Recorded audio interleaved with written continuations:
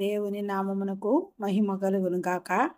ఈ వాక్యం వినుచున్న బిడ్డలందరినీ దేవుడు ఉచితంగా దీవించి ఆశీర్వదించును గాక. ఈ ఛానల్ని మీరు సబ్స్క్రైబ్ చేసుకోకపోతే ప్లీజ్ దయచేసి సబ్స్క్రైబ్ చేసుకోనండి. యెషయా 15 అధ్యాయం చదువుకుందామండి. మోయాబును గూర్చిన దేవోక్తి. ఒక రాత్రిలో అర్మోయాబు పాడై నశించును, ఒక రాత్రిలో కిర్మోయాబు పాడై నశించును. ఏడ్చుటకు మోయాబీయులు గుడికిని మెట్ట మీదనున్న దీబోనుకును వెలుచున్నారు.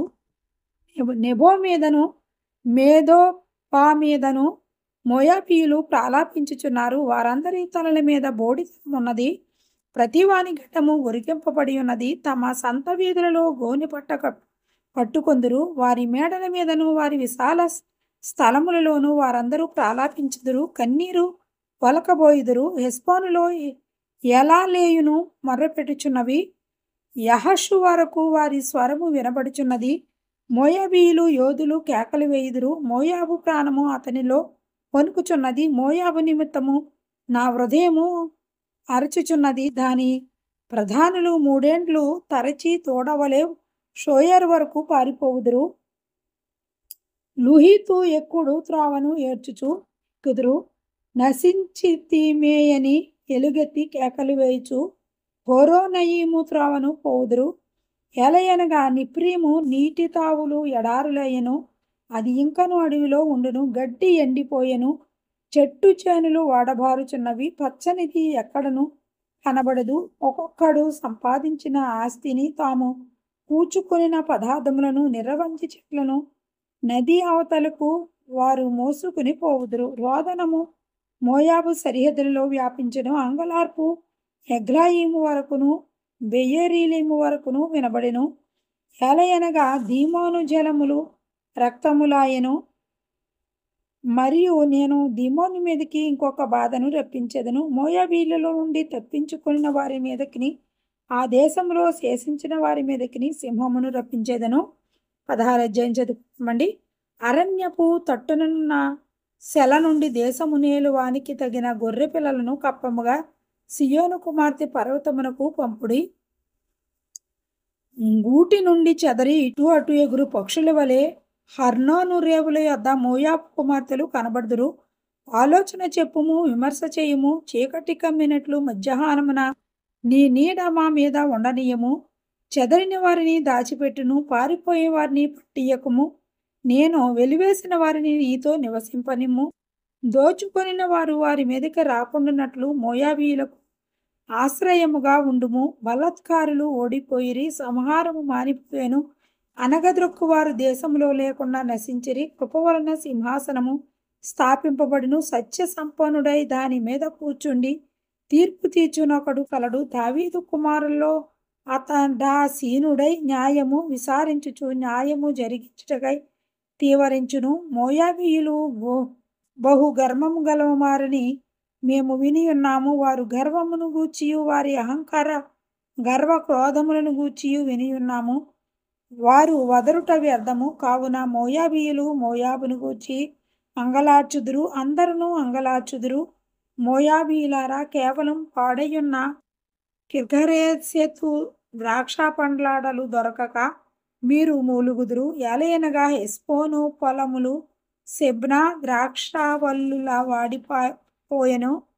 దాని శ్రేష్టమైన ద్రాక్షావల్లులను జనముల అధికారులు అనగద్రొక్కిరి. అవి యాజరు వరకు వ్యాపించెను, అరణ్యములోనికి ప్రాకెను. దాని తీగలు విశాలముగా వ్యాపించి సముద్రమును దాటెను. అందువలన యాజరు ఏడ్చినట్లు నేను సిబ్నా ద్రాక్షావల్లుల నిమిత్తము ఏడ్చెదను. హెస్బోను ఏలేలే, నీ ఆ కన్నీళ్ల చేత నిన్ను తడిపెదను. ఏలయనగా ద్రాక్ష పుట్టి త్రొక్కి సంతోషించినట్లు నీ శత్రువులను నీ వేసవికాల ఫలముల మీదను నీ కోత మీదను పడి కేకలు వేయుదురు. ఆనంద సంతోషములు ఫలపరితమై పొలము నుండి మానిపోయెను. ద్రాక్షల తోటలో సంగీతము వినబడదు, ఉత్సాహధ్వని వినబడదు. గానుగులలో ద్రాక్ష గెలలను త్రొక్కువాడెవడునూ లేడు. ద్రాక్షల తొట్టి త్రొక్కువాని సంతోషపు కేకలు నేను మాన్పించియున్నాను. మోయాబు నిమిత్తము నా గుండె కొట్టుకొనుచున్నది. కిర్హెరెషు నిమిత్తమున ఆంత్రములు సితారావలె వాగుచున్నవి. మోయాబీయులు ఉన్నత స్థలమునకు వచ్చి ఆయాసపడి ప్రార్థన చేయుటకు తమ గుడిలో ప్రవేశించినప్పుడు వారికేమీ దొరకకపోయెను. పూర్వకాలమున యెహోవా మోయాబును గూర్చి సెలవిచ్చిన వాక్యము ఇదే. అయితే యెహోవా ఇప్పుడిలాగున ఆజ్ఞ ఇచ్చుచున్నాడు. కూలివాని లెక్క ప్రకారము 3 ఏండ్లలోగా మోయాబీయుల యొక్క ప్రభావమును వారి సమూహమును అవమానపరచబడును. శేషము బహు కొద్దిగా మిగులును, అది అతి స్వల్పముగా ఉండును. 17వ అధ్యాయం చదువుకుందామండి. దమస్కును గూర్చిన దేవోక్తి. దమస్కు పట్టణము కాకపోవలసి వచ్చెను, అది పాడై దిబ్బగానగును. అరోయేరు పట్టణములను నిర్మానుష్యములగును, అవి గొర్రెల మందలు మేయు తావులగును. ఎవడును వాటిని బెదిరింపకుండా మందలచట పండుకొనును. ఎఫ్రాయిమునకు దుర్గము లేకపోవెను, దమస్కునకు రాజ్యము లేకుండును. ఇశ్రాయేలీయుల ప్రభావమునకు జరిగినట్లు సిరియాలో నుండి చేసించిన వారికి జరుగును. సైన్యములకు అధిపతియగు యెహోవా ఈ మాట సెలవిచ్చి ఉన్నాడు. ఆ దినమున యాకోబు యొక్క ప్రభావము క్షీణించిపోవును, వాని క్రొవ్విన శరీరము క్షీణించిపోవును. నేను కోయువాడు దట్లు పట్టుకొనగా వాని చెయ్యి వెన్నులను కోయినట్లుండును. రెఫాయీము లోయలో ఒకడు పరిగె ఏరునట్లుండును. ఆయనను ఒలీవ చెట్లు దులుపగా పైకొమ్మ చివరను 2-3 పండ్లు మిగిలియుండునట్లు,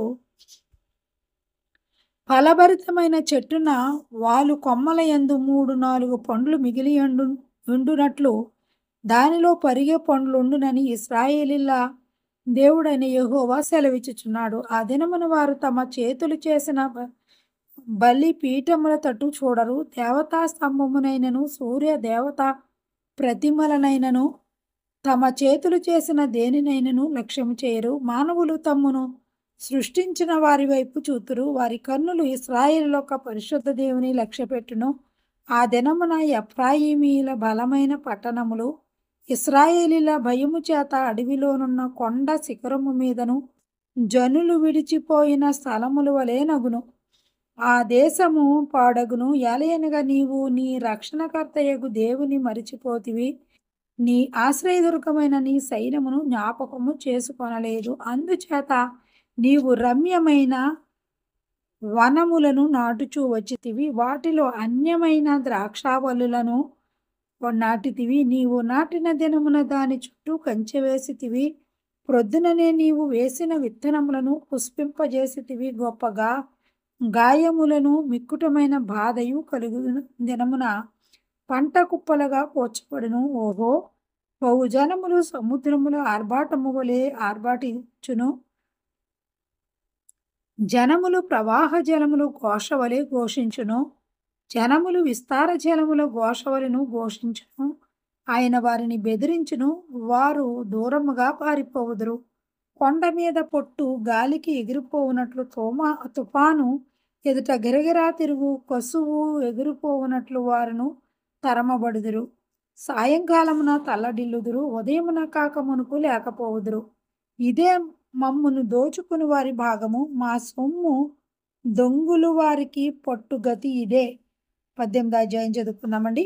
ఓహో, ఊసు నదుల అవతల తటతట కొట్టుకొనుచున్న రెక్కలు గల దేశమా, అది సముద్ర మార్గంగా జలముల మీద జమ్ము పడవలలో రాయిబారులను పంపుచున్నది. వేగిరపడు దూతలారా, ఎత్తైన వారును నునుపైన చర్మము గలవారునగు జనమునొద్దకు, దూరములోనున్న భీకర జనమునొద్దకు పోవుడి. నదులు పారుచున్న దేశము గలవారును దౌష్ట్యకులే జనములను త్రొక్కుచుండువారునగు జనమునొద్దకు పోవుడి. పర్వతముల మీద ఒకడు ధ్వజమెత్తునప్పుడు లోక నివాసులైన మీరు భూమి మీద కాపురముండి మీరు చూడుడి. పాకా ఊదినప్పుడు ఆలకించుడి. యెహోవా నాకిలాగు సెలవిచ్చి ఉన్నాడు. ఎండ కాయుచుండగాను వేసవి కోతకాలమున మేఘములు మంచు కురియుచుండగాను నేను నిమ్మలించి నా నివాస స్థలమున కనిపెట్టుకొందును. కోతకాలము రాకమునుపు పువ్వు వాడిపోయిన తరువాత ద్రాక్షకాయ ఫలమగుచుండగా ఆయన పోటకత్తుల చేత ద్రాక్ష తీగలను నరికి వ్యాపించు లతాతంతులను కోసివేయును. అవి కొండలలోని క్రూర పక్షులకును భూమి మీదనున్న మృగములకును విడవబడును. వేసవి కాలమున క్రూర పక్షులను, శీతాకాలమున భూమి మీదనున్న మృగములను వాటిని తినును. ఆ కాలమున ఎత్తైన వారును, నునుపైన చర్మము గలవారును, దూరములోనున్న భీకరమైన వారును, నదులు పారు దేశము గలవారునయున్న దౌష్ట్యకులకు ఆ జనులు సైన్యములకు అధిపతియగు యెహోవాకు అర్పణముగా ఆయన నామమునకు నివాస స్థలముగా నుండి సియోను పర్వతమునకు తేబడుదురు.